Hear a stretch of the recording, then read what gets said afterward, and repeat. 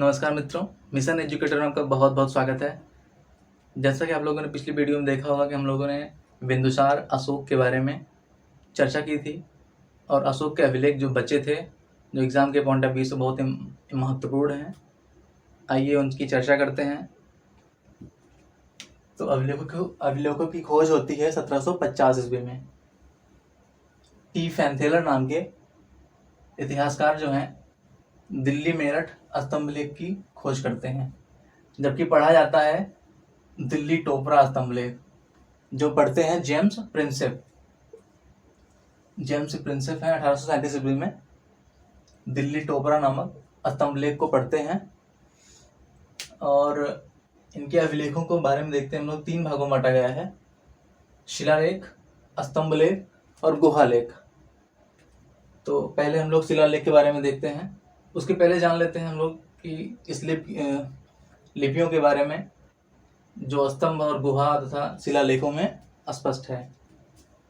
इसकी भाषा जो है प्राकृतिक थी। और कौन कौन सी लिपि थी? ब्राह्मी लिपि थी, खरोष्टी, अरमाइक और ग्रीक। भारत में ब्राह्मी लिपि पाई गई है, जो बाएं से दाएं ओर लिखी जाती है, और खरोष्टी लिपि है जो दाएं से बाएं ओर लिखी जाती है। और अरमाइक और ग्रीक जो है ये यूनानी लिपि है, जो उर्दू की तरह लिखी जाती है। और बात करें हम शिलालेख की, तो शिलालेख का 2 भाग में बांटा गया है: दीर्घ शिलालेख और लघु शिलालेख। दीर्घ शिलालेख जो है ये प्रशासनिक एवं धम्म, इसमें प्रशासनिक और धम्म के बारे में बताया गया है, जो 8 स्थानों पर मिलता है। वो कौन कौन से स्थान है जान लेते हैं हम लोग। शाहबाजगढ़ी है, मानशहरा है, कालसी है, सोपारा है, एरगुड्डी है, जोगड़ है और गिरनार है और धौली है। इसका ट्रिक है दोस्तों, शाम को सोए जो वो गधा है, जो शाम को सोए वो गधा है। ये इसका ट्रिक है स्थानों का। शाहबाजगढ़ी जो है और मानसेरा ये पाकिस्तान पड़ते हैं, और इसकी लिपि है खरोष्टी लिपि। और कालसी पड़ती है उत्तराखंड में, सोपारा पड़ता है आपका महाराष्ट्र, एरगुड्डी जो है आंध्र प्रदेश, और जोगड़ जो है उड़ीसा में पड़ता है, और गिरनार की बात करें ये गुजरात में है, धौली जो है ये भी उड़ीसा में पड़ता है। और ये कालसी से लेकर धौली तक ब्राह्मी लिपि में लिखी गई है। केवल एक एरेगुड्डी जो है ये ब्रूडो-फेदन लिपि में लिखी गई है। एरेगुड्डी जो है ब्रूडो-फेदन लिपि में है और सब ब्राह्मी लिपि में है, कालसी से लेकर धौली तक। और शाहबाजगढ़ी मानसेरा जो है खरोष्टी लिपि में है, पाकिस्तान में है। तो ये 8 स्थान हुए जहाँ पे दीर्घ शिलालेख मिले हैं। शिलालेखों को देख लेते हैं हम लोग। शिलालेख जो चट्टानों पे लिखे जाते हैं, अर्थात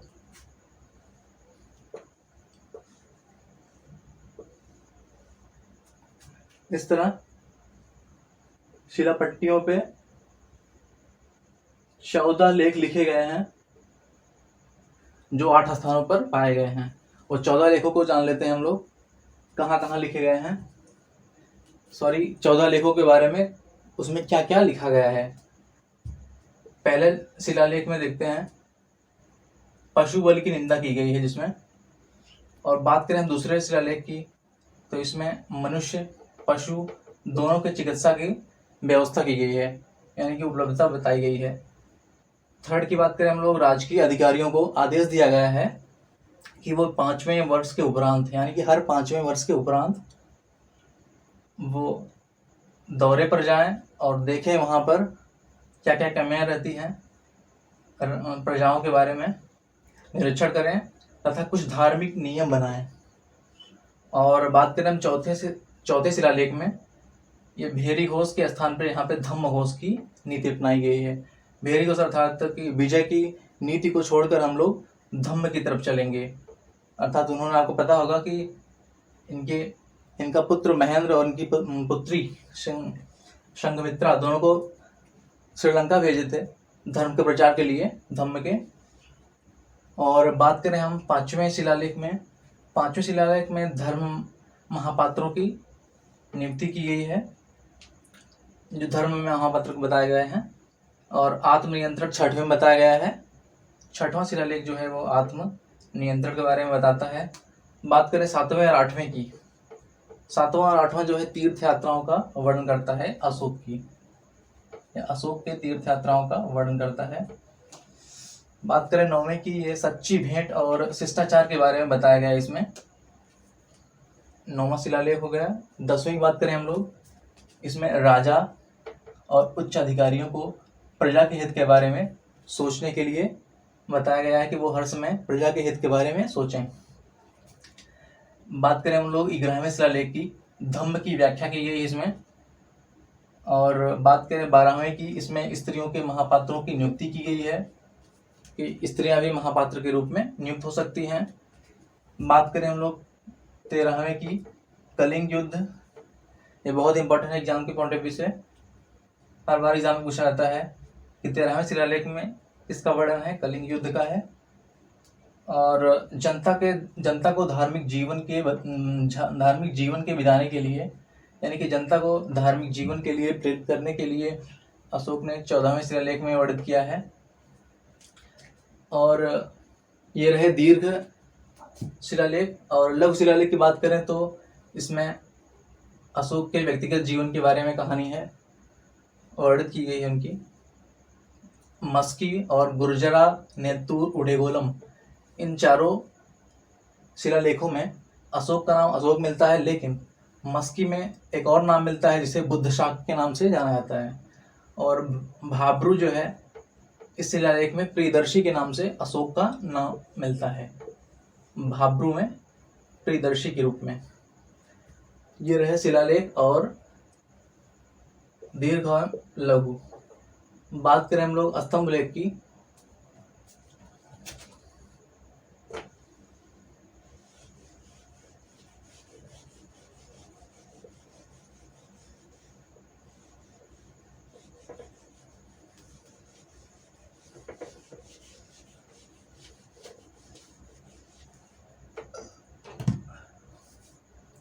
इसको भी दो भागों में बांटा गया है, दीर्घ, लघु। दीर्घ, ये इनकी संख्या है, इनकी संख्या 7 है और इनके स्थान हैं 6। उन स्थानों को जान लेते हैं हम लोग। दिल्ली, टोपरा, दिल्ली, मेरठ,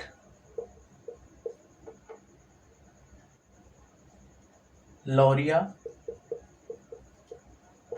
नंदगढ़, लौरिया, अरराज,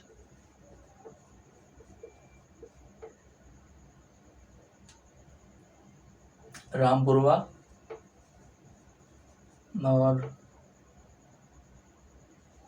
प्रयाग,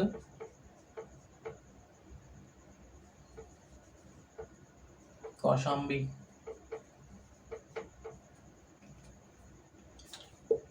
एक, दूसरा हो, तीसरा, चौथा, ये 6 स्थान हैं।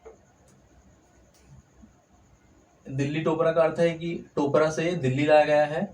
और ये मेरठ, दिल्ली मेरठ का मतलब है मेरठ से दिल्ली लाया गया है। इन दोनों स्तंभों को लाने का श्रेय किसको जाता है, फिरोज शाह तुगलक को जाता है। और लौरिया नंदगढ़ और लौरिया अरराज जो है, ये दोनों, रामपुरवा भी साथ में, ये तीनों बिहार के चंपारण जिले में पाए जाते हैं, बिहार के चंपारण जिले में है। और प्रयाग कौशाम्बी जो है, इसमें यह अकबर द्वारा इलाहाबाद के किले में स्थापित किया गया है। दिल्ली टोपरा, दिल्ली मेरठ, लौरिया नंदगढ़, लौरिया अरराज, रामपुरवा, प्रयाग कौशाम्बी, ये 6 स्थान हैं दीर्घ के। अब लघु को देख लेते हैं हम लोग। सांची, सारनाथ, कौशाम्बी,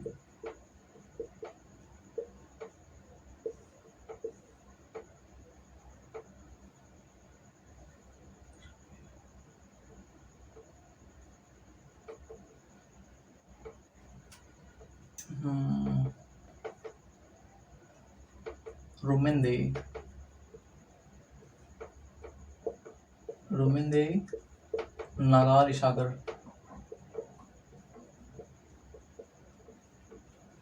सांची जो है ये एमपी पड़ता है, सारनाथ और कौशाम्बी जो है यूपी में है, रुमिनदेई और नागाली सागर जो है नेपाल में है। लघु स्तंभ लेख जो है सांची, सारनाथ, कौशाम्बी, रुमिनदेई और नागाली सागर जो सांची एमपी में, सारनाथ, कौशाम्बी यूपी में, रुमिनदेई और नागाली सागर नेपाल में। रुमिनदेई को सबसे छोटा स्तंभ लेख माना जाता है, ये सबसे छोटा है। और कौशाम्बी को रानी का अभिलेख भी कहा जाता है, एग्जाम के पॉइंट ऑफ व्यू से बहुत महत्वपूर्ण है। रानी का अभिलेख, इसी में इनकी पत्नी का नाम इनके पुत्र का नाम तीवर, इनकी पत्नी का नाम कारुआकी मिलता है। पुत्र, पत्नी। रुमिनदेई सबसे छोटा अभिलेख है। और सारनाथ, ये सारनाथ जो है यहाँ से, यहाँ सिंह के चार सिंह हैं यहाँ पे। और जो हमारे राष्ट्रीय झंडे के, जो हमारे राष्ट्रीय ध्वज में चक्र है यहीं से लिया गया है। लेकिन यहाँ पे 32 तीलियां हैं, लेकिन हम लोग के राष्ट्रीय ध्वज में 24 तीलियां ली गई हैं। वो 24 तीलियों का मतलब यहाँ की 24 घंटे का मतलब है कि हम लोग 24 घंटे निरंतर कार्यरत रहें। और 4 सिंह हैं और नीचे 2-3 और हैं जानवर, हाथी, घोड़ा, वृषभ, हाथी, घोड़ा, वृषभ, सिंह। और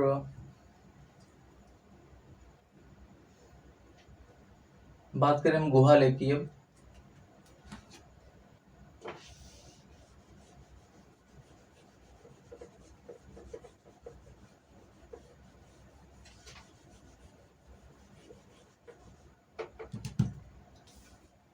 गुहा लेक का मतलब, गुहा का मतलब होता है गुफा, अर्थात गुफाओं के द्वार पे यहाँ पे जो लेक होता है उसे गुहा लेक बोलते हैं, गुफाओं के द्वार पर। और स्तंभ लेक का हम यहाँ पे मतलब बता दें, ये आकाश में पत्थर की बनी होती है, ये फलक होता है यहाँ पे, यहाँ जानवर बने होते हैं कोई न कोई,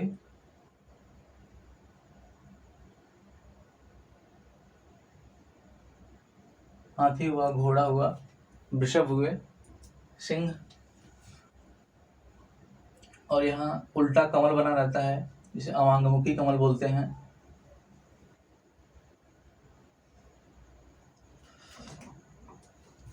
स्तंभ लेक ये हुआ। गुहा लेक में आपको गुफाओं के बाहर यहाँ लिखा हुआ पाएंगे, तो गुहा लेक यहाँ से स्पष्ट होता है। बात करें हम गुहा लेक की, तो अशोक ने बराबर पहाड़ी पर तीन गुफाओं का निर्माण किया था। सुदामा, कर्ण चौपर,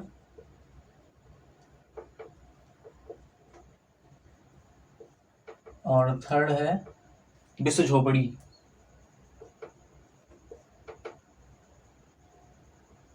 सुदामा, कर्ण चौपर, विश्व झोपड़ी, 3 गुफाओं का निर्माण अशोक ने करवाया था बराबर की पहाड़ियों पर। बराबर के पहाड़ियों को आधुनिक हम लोग खलवितक पर्वत बोलते हैं, खलवितक पर्वत। और इनके पौत्र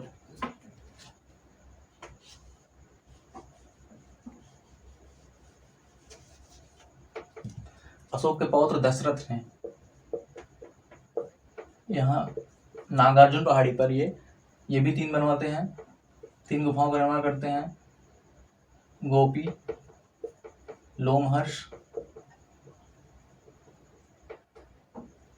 वार्थक, गोपी, लोमहर्ष, वार्थक 3 गुफाओं का निर्माण ये भी करवाते हैं। ये नागार्जुन पहाड़ी पर करवाते हैं, जबकि अशोक बराबर की पहाड़ी पर।